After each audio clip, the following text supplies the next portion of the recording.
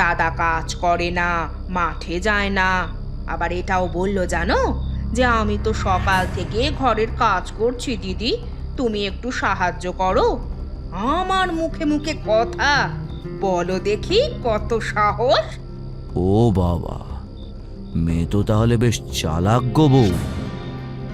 তাও আবার বলতে, আমি তোমায় বলে দিচ্ছি, এই বউ যে কবে বরের কানে মন্তর দেবে, তখন ভালো জমি, মাঠ, পুকুর সব কিন্তু হাত ছাড়া হবে। তার আগে সব তোমার নিজের করে নাও। হ্যাঁ, না, এবার আমাকে আসল চালটা খেলতে হবে। ভাইয়ের তো বিয়ে হয়ে গেছে না, বউয়ের কথায় যদি এবার জায়গা সম্পত্তির ভাগ চায়, তার আগেই